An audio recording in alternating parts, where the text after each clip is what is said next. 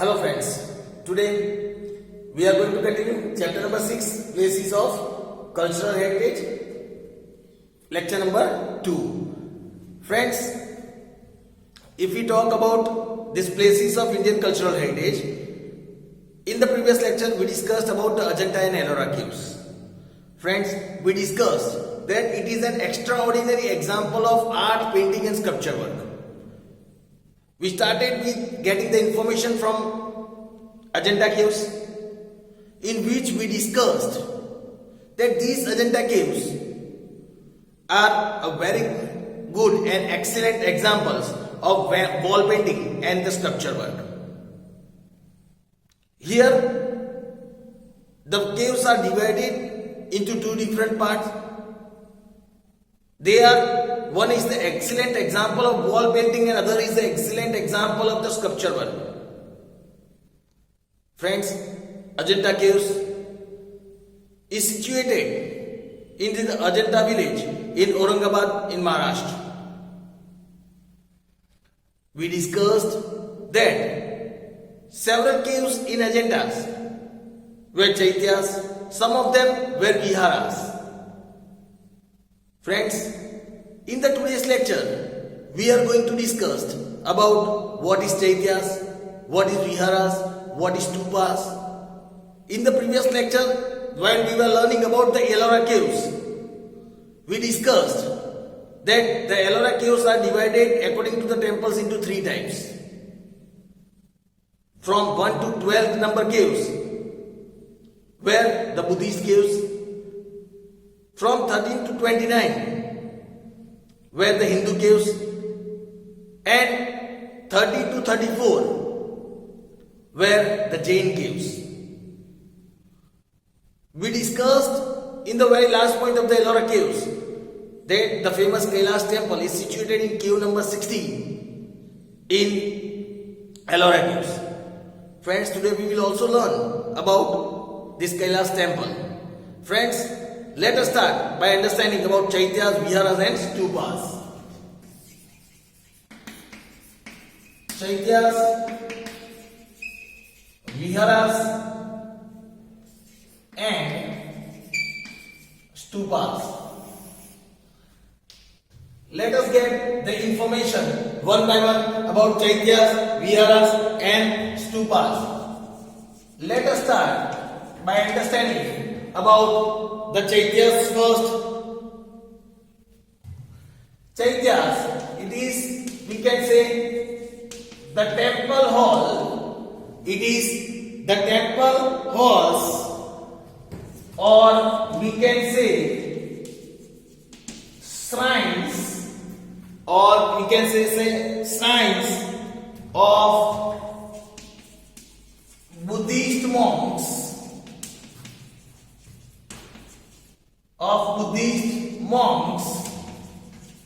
Is called chaityas. The temple halls, or we can say shrines of Buddhist monks, that is known as chaityas. Now let us learn about viharas. That what is viharas?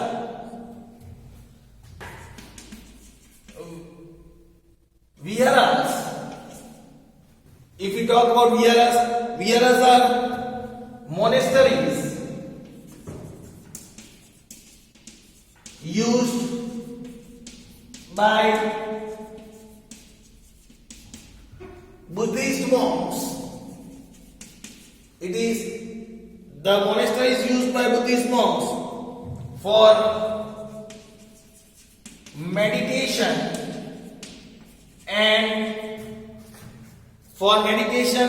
and the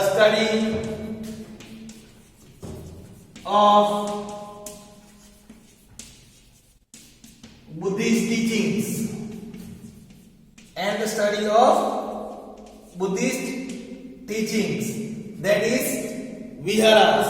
Then we can also say that Buddhist monks used to reside in viharas. They used to reside, they used to live. Buddhist monks used to live in viharas. Then let us learn about stupas. That what is stupas?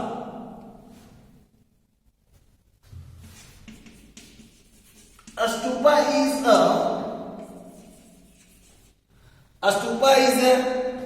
heap-like hemispherical structure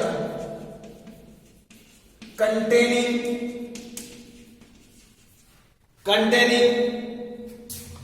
relics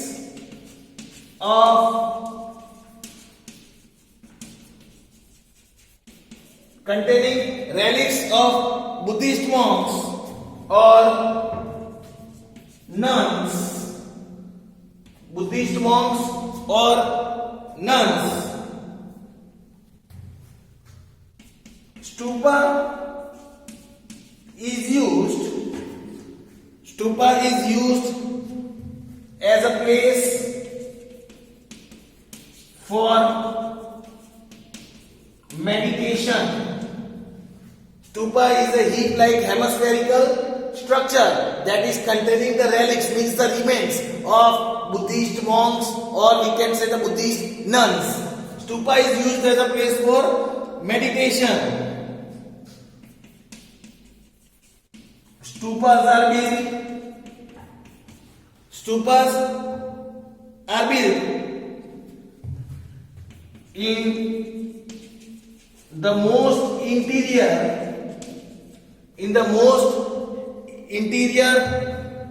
ends of the caves.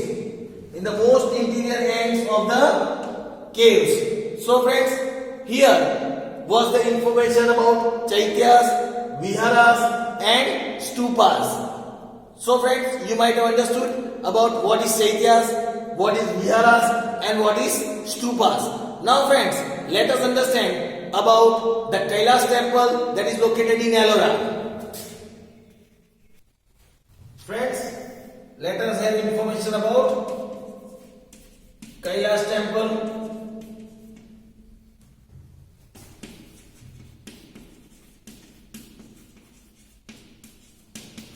Kailash temple at Ellora. Friends, if we talk about the Kailash temple at Ellora, famous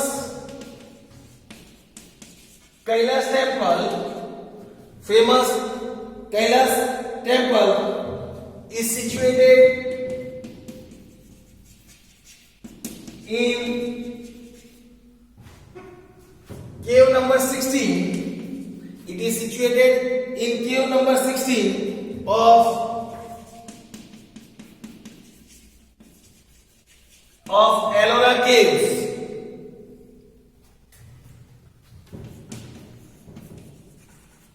The temple is 50 meter long. The temple is 50 meter long, then 33 meter wide.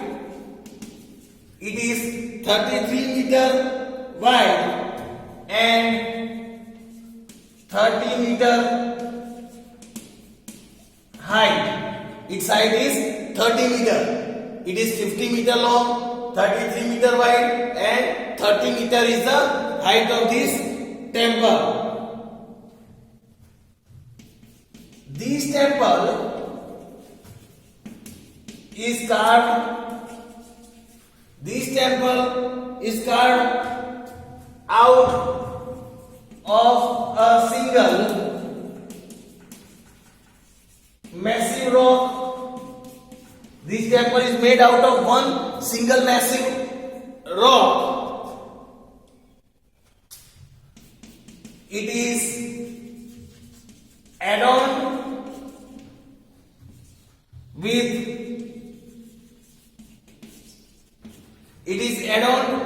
with beautiful doors, balconies balconies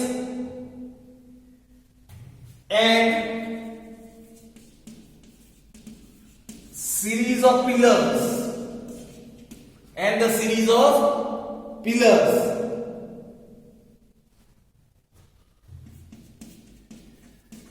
The beauty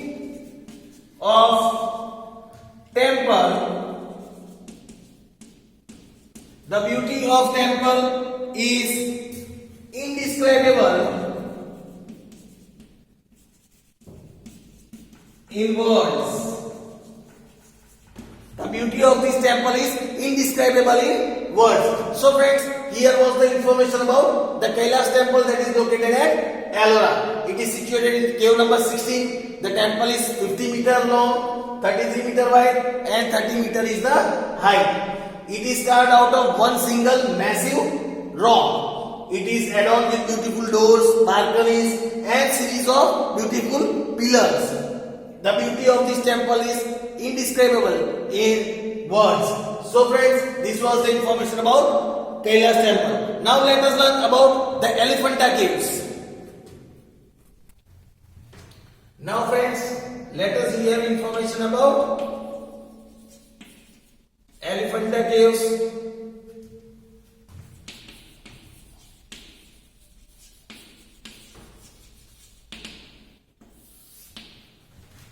Friends, if you talk about Elephanta caves,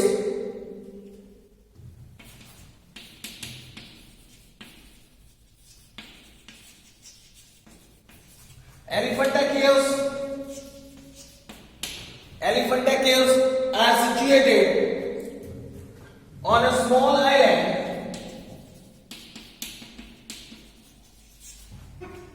It is situated on a small island near Garapuri village in Arabian Sea.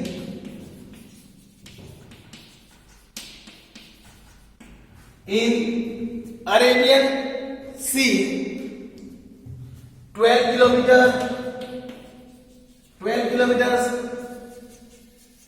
away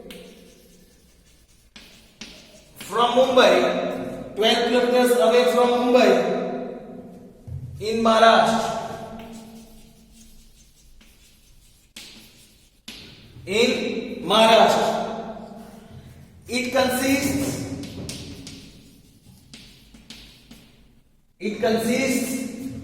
of 7 caves.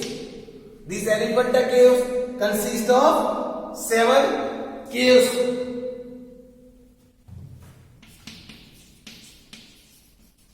The Portuguese named the Elephanta Island. The Portuguese named the Elephanta Island in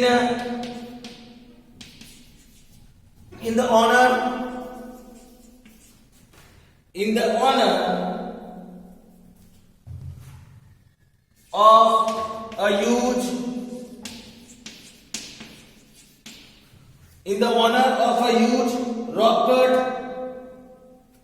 stone statue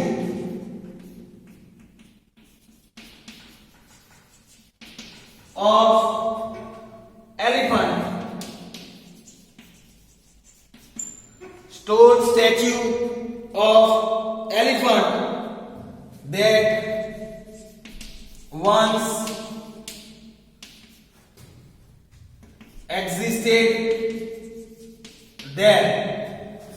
The Portuguese named the Elephant Island in the honor of a huge rock-cut stone statue of elephant that used to once exist there.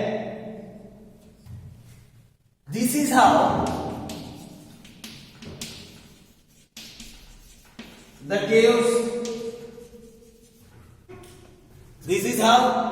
caves came to be known as Elephanta caves. This is how it came to be known as Elephanta Caves. The caves contain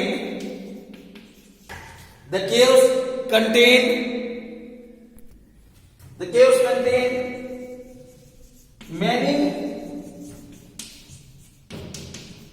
beautifully carved things. Among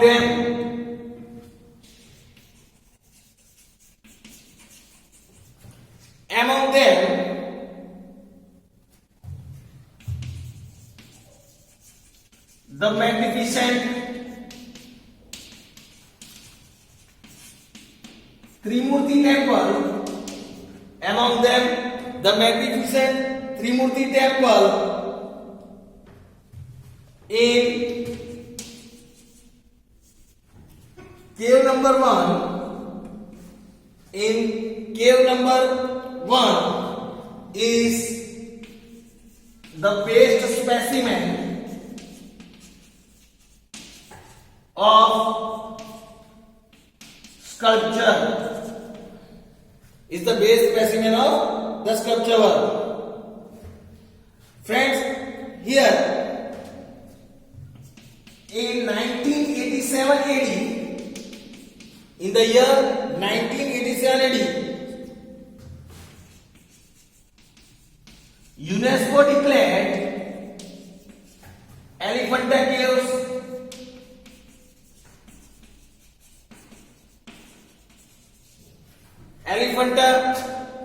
Caves as a World Heritage Sites. In 1987, UNESCO declared these Elephanta Caves as the World Heritage Sites.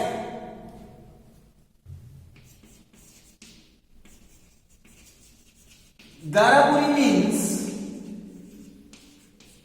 city of caves. Garapuri means the city of caves. So, the locals also call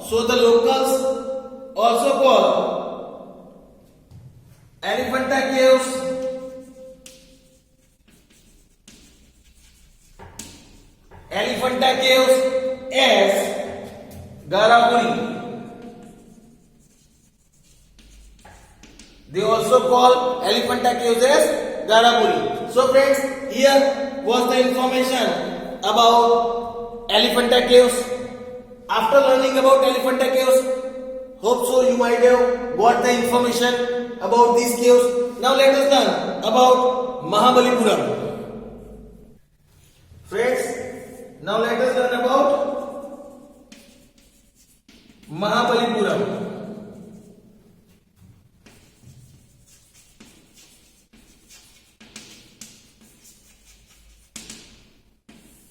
Friends, let us learn about Mahabalipuram, another important place of our cultural heritage.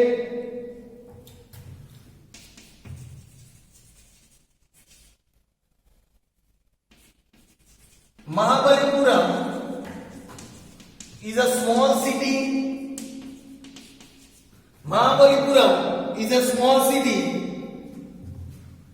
Located at 60 kilometers from Chennai.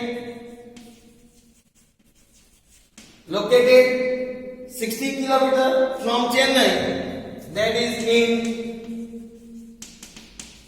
Tamil Nadu. 60 kilometers away from Chennai, Tamil Nadu. It lies on the coast.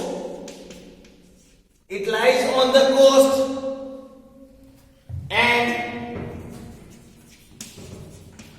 faces the Bay of Bengal. It lies on the coast and faces the Bay of Bengal. The city is famous. The city is famous for its splendid. The city is famous for its splendid temple architecture.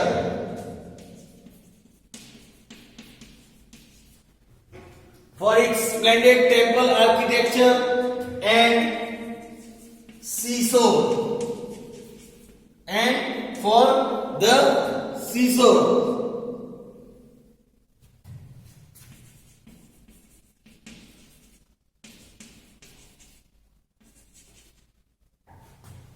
Narasimhavarman first, the king of Pallava dynasty. Narasimhavarman first, the king of Pallava dynasty, gave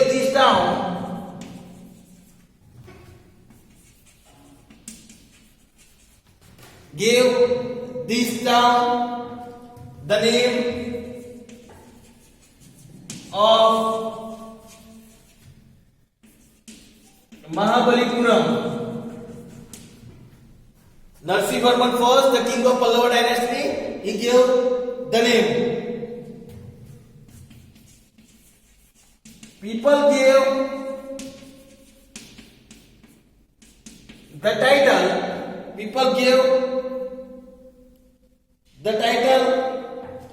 of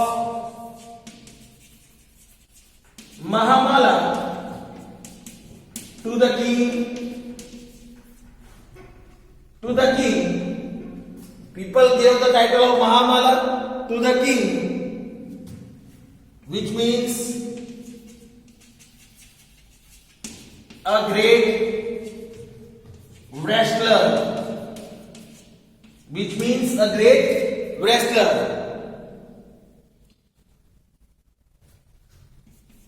Seven temples were built here.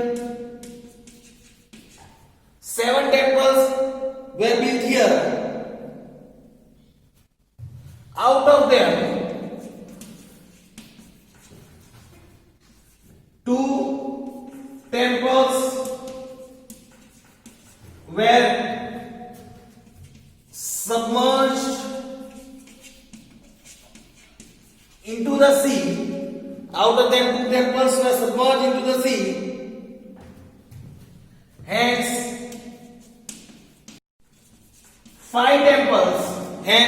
only five temples,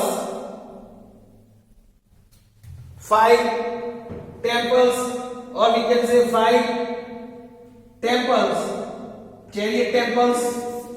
We can also say them the five chariot temples. Only five chariot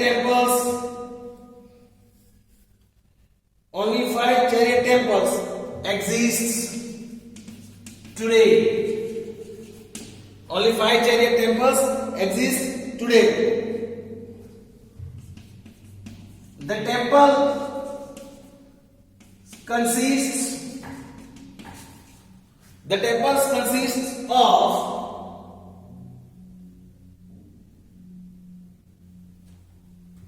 an amazing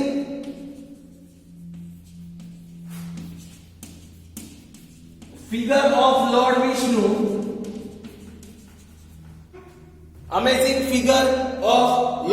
Vishnu. In a smiling pose,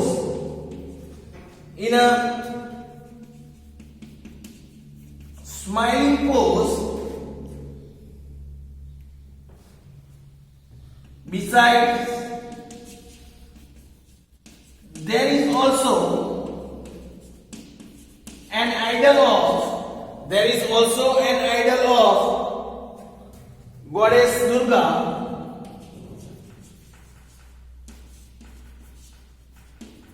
Goddess Durga. Slaying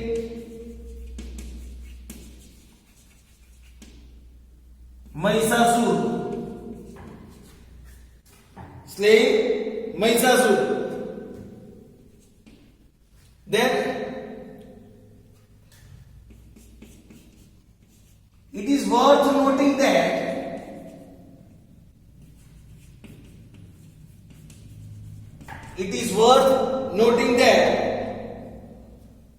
Mahabalipuram